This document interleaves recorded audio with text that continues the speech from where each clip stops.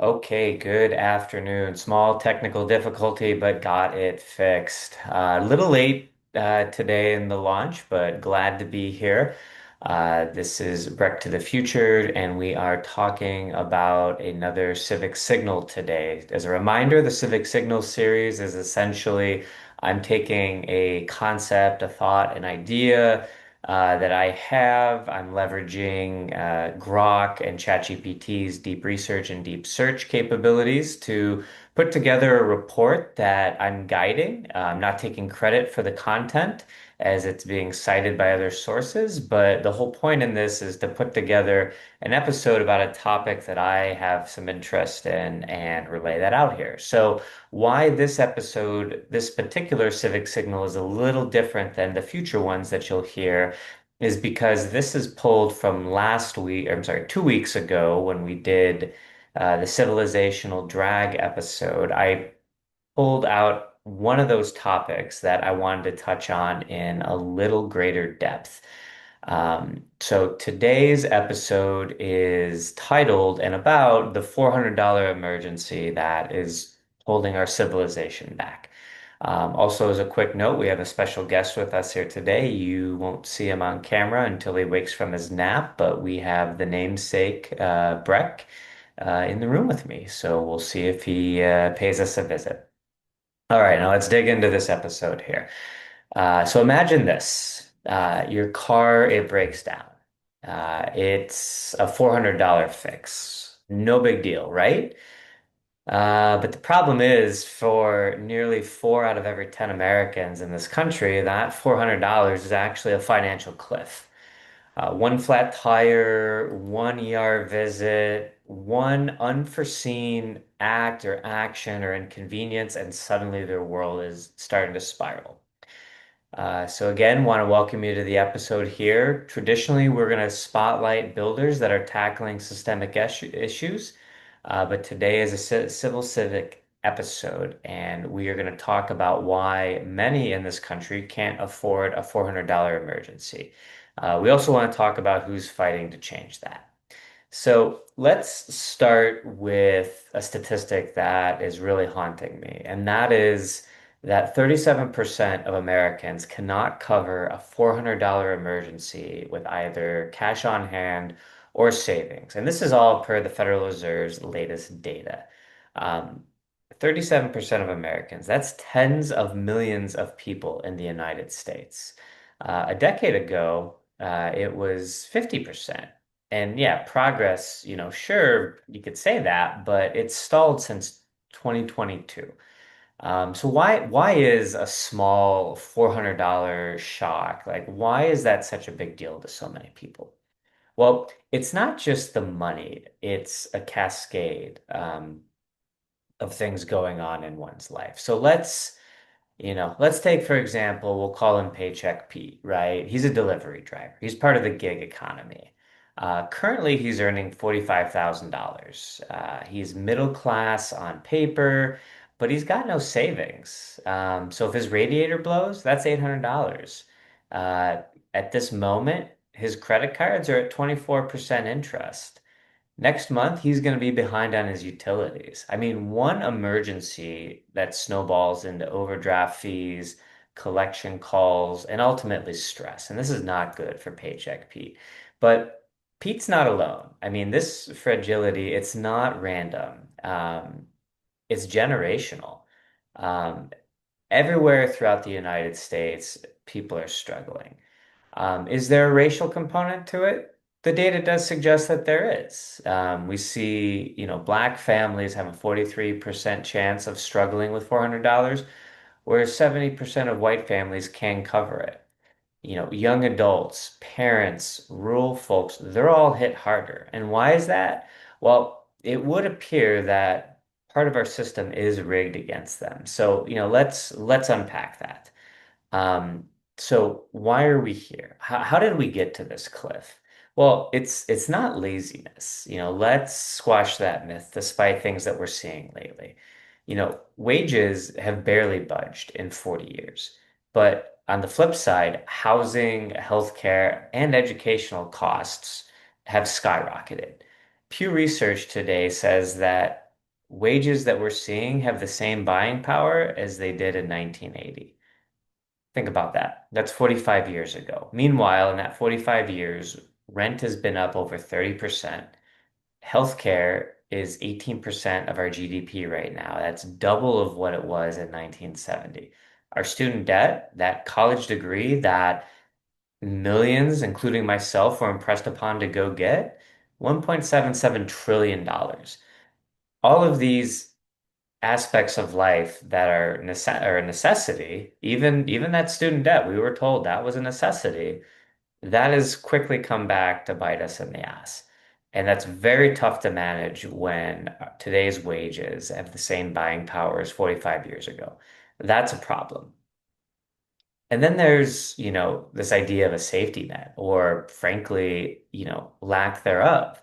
I mean, in Germany, and we're not here to highlight universal healthcare necessarily, but where they have something with universal healthcare that's capping their medical costs, or Singapore that forces its citizens to build savings cushions, which again goes completely against our democratic principles.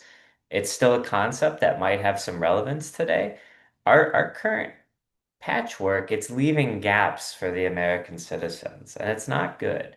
We don't have universal leave, we have weak unemployment, and we have over 100 million people that are carrying medical debt. Heck, I just paid off some medical debt the other day. So a broken ankle, it shouldn't break your bank, but here it just might. I mean, we've even got GoFundMe as a backup healthcare plan. One third of donations on GoFundMe right now are for medical bills. That's not a safety net. That's a cry for help. Culturally, we have this sick idea that we're told debt is freedom, right? Our credit cards, these buy now, pay later companies like Klarna. I mean, 15% of people, of Americans, used buy now, pay later last year, oftentimes for groceries. It's a matter of survival. It's not people splurging. And then these late fees trap you. It's not personal failure. It's just we've gotten so focused on the wrong things that we've designed a system that's stretching us thin, and it's ultimately becoming terrible for our society. So, the numbers are stark, right? We want to talk about the human toll here. Um, the human toll, it hits absolutely harder. Living off of this cliff, it's exhausting. There's a Princeton research segment that says the financial stress can cut your cognitive function by 13 IQ points. Think about that for a second. 13 IQ points because you are in massive debt. I mean, those are the ones that are just actually paying attention and aren't living high and dry and have not a care in the world with the debt that they carry. Those that are actively concerned and understand what's going on. A 13 IQ point reduction just because of that financial debt and the stress it causes. That's insane. That's like pulling an all-nighter every day. That's how bad that is for you. Imagine trying to focus at work, your life, your relationships with your family and your friends, while wondering if you're going to be able to afford gas until your payday. So, this scarcity mindset, it does narrow our world. We can skip doctor's visits to pay rent. We could take payday loans knowing that they're going to haunt us, but we find no choice. We have to make these short-term trade-offs that hurt long-term potential. And it's not just personal. Financially insecure folks, they're less likely to vote, they're less likely to trust institutions or even engage within their community. I mean, when 60% of the country is living paycheck to paycheck, that's not just a personal drag, that's a civilizational one, and why we want to talk about it. Think of, let's use an example. Think of Marcos. He's a dad that's buried in bills at 2 a.m. He's hit rock bottom. He's realizing that he just can't keep juggling this. That's shame and that fear. That's what millions of people carry.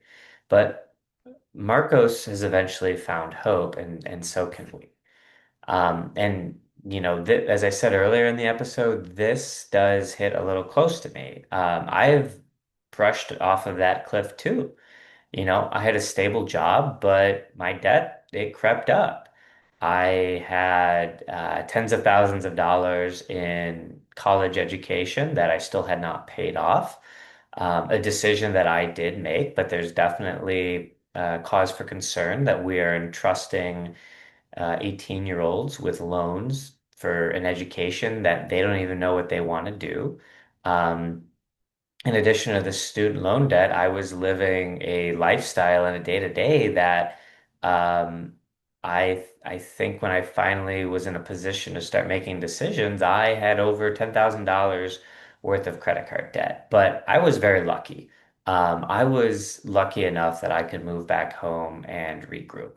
But most people don't get that chance, right? I mean, we hear all this talk about kids still living at home, the bank of mom and dad. I mean, that is there, but that I believe is a very small segment of this population. Most don't get that chance. And that contrast has stuck with me. I definitely feel fortunate. I'm very thankful to have been in that position. But it's also why, I'm doing this episode and just some also general personal reflection on, what I've been afforded at this juncture in my life. So, I want to talk about now those that are building and have found solutions. I want to talk about the hope that's being put into action here. So, again, as I've said on another episode, and I want to say here, I am not here to bash capitalism. I believe that the free markets have lifted more people out of poverty than any system in history. But that doesn't mean we can't call things out, right? That markets need participants. They need participation. They can't function if they don't have people in it. They need trust, they need stability, and they need a sense that this game isn't rigged for people. Right now, too many people are locked out before they even get started, and that is truly a drag on civilization. So, we're not here to talk about the tearing down. We're talking about building something better, smarter tools, smarter systems, a culture that rewards resilience instead of punishing the vulnerable. So this is where I get stoked. People are starting to build bridges here. One company I want to talk about is RIP Medical Debt. This nonprofit buys medical debt for pennies and then wipes it out. Since 2014, they've been able to erase $8.5 billion for over 5.5 million people. Cities like Cook County are partnering to clear local debt as well. It's not just relief, it's a middle finger to a broken system. Another that we want to talk about is Stockton's Guaranteed Income Pilot. In 2019, we saw 125 residents get $500 a month, no strings attached. The results? We saw 12% more found full-time jobs. People like Marcos earlier got to pay off their debt. They got certified, they were able to level up in their life. Now mayors for guaranteed income are looking all over to scale this nationwide. The cash isn't really a crutch, it's a catapult. Critics say handouts don't work, but Stockton's data says otherwise. It's not about a dependency, it's about dignity. Fintech is making strides too. We have apps like Chime and Saver Life and Bridget that are helping people dodge overdraft fees. They're building savings, they're automating resilience, and that's scale, which is very exciting. These builders show that we don't have to accept fragility as our fate. Um, talking about our path forward, what is the new normal? Well, what does a stronger future look like? It's one that we have to build. We need a cultural shift. We need to make saving and investing sexy and not shameful. We need to normalize talking about money like we talk about careers or mental health. We need to rewire the system. I mean, I'm fortunate that even despite what I shared about my challenges with debt, I came from a family that preached really all the right things. Savings, not living below your means, making prudent financial decisions, knowing what an IRA and all these other investment vehicles are. Like I had all that and I still screwed up. And I'm not here to toot my own horn, but I'm very fortunate and I am definitely in a better position than a good chunk of this country. And I want to see the education that I received, the knowledge that I was imparted on me, I want to see that as a standard. Like I want that to be the bare minimum. But these policies that are created, they do matter too. We need to bring back and expand upon the child tax credit. This is what helped cut poverty in 2021. We should look at capping predatory loan rates at a certain percentage. We need to auto-enroll workers in emergency savings plans, kind of like what BlackRock is currently doing. Imagine it's 2035, 10 years from now. Only 10% can't cover $400. We've made strides. People are taking risks. They're starting businesses. They're sleeping better. Kids are less stressed. It's not a dream. It's doable. I mean, if Germany can save 11% of their income, we can aim high as Americans too. We always do. So, this is really a civic mission. Employers and banks and neighbors. I mean, everyone's got a role. This $400 emergency should not be a cliff. It should just be a speed bump. We've normalized struggle. We need to really start to normalize resilience. Um, if you've lived that stress, know this. It's not just you. The system, again, I'm not bashing capitalism here, but it's certainly built that way. And it's something we can rebuild. So if you're building a tool or you're involved in a policy or a better way of thinking, I mean, please reach out. This podcast is for you. This podcast is for the builders. The $400 emergency is a crack in the foundation, but it's also a mirror. It shows us what we value and what we've failed to protect. We need to get to a point where, for the vast majority of our citizens, $400 feels like nothing. So I want to thank you for listening to Breck to the Future. I want to thank you for turning up for a Civic Signal. I look forward to doing more of these. Very excited to continue this podcast. Please subscribe, please share, and please support the builders that you know that are making things possible here. We'll see you next time. Thank you. Take care.